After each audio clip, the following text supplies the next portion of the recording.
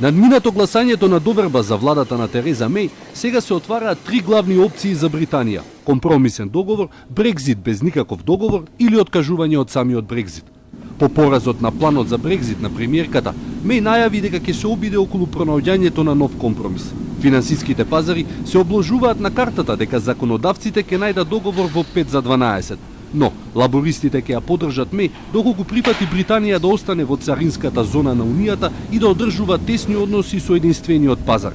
Третиот предуслов на лидерот на лабористите е откажување на Меј од црвената линија попозната како Брекзит без договор. Корбин се повеќе се отвара и кон можноста за распишување на нов референдум. If a second referendum should take place, then obviously the party will decide what role we will play in that and what our view would be. But I can't really go along with the idea it should simply be a rerun of what happened in 2016. There has to be a discussion about the options that we've put forward, and we've put forward the three options. Со конзервативната партија длабоко поделена, опозицијата го држи ножот за дршката. Тешко би се дошло до каков било план за Брекзит во долниот дом без поддршка на гласовите од 256 лабористички пратеници. Но, ако Меј се приближи премногу до позициите на лабористите, тогаш ќе ги изгуби конзервативците кои ја одржуваат нејзината малцинска влада во живот. Ако не успее во пронаоѓањето на договор, тогаш остануваат нови избори, одложување на Брекзит или излезот без договор. Европскиот преговарач Мишел Барние им посочи на британците дека најдобриот пат за нив е да прифатат што поблиска законска регулација со онаа на Унијата. La meilleure relation avec l'Union européenne restera d'être membre de l'Union. Si on veut quitter ou si on n'est pas dans l'Union, ça peut pas être la même chose que d'être dedans. Воспротивно, останува опцијата за излез без договор. Опција која не ужива поддршка кај мнозинството британски пратеници и која би значела хаотичен излез без никаков период на транзиција.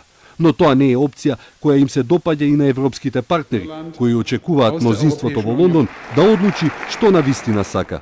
Deshalb muss man auch in aller Deutlichkeit in Richtung London sagen, die Zeit der Spielchen, die ist jetzt vorbei.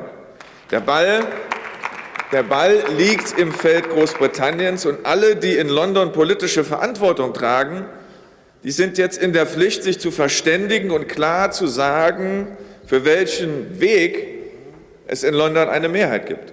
Засега за нов референдум не постои мнозинство. Меј не го сака, напоменувајќи дека така би се минирала довербата во демократијата на 17 милиони луѓе кои гласаа за излез во 2016 година. Корбин пак е стар евроскептик и пред референдумот посакува парламентарни избори.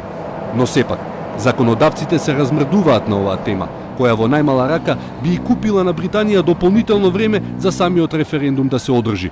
Останува отворено како би гласало новото прашање или серијата на прашање. Но сите се плашат од можната реакција која после втор референдум би следувала од страна на луѓето кои се за излез. Можем би бил подем на една екстремна десница и потоа барање за трет референдум или четврт. И така до недоглед. Британија денес наликува на остров кој плута кон непознатото. Сите опции се возможни, но не сите гарантираат спас од кризата за Велика Британија.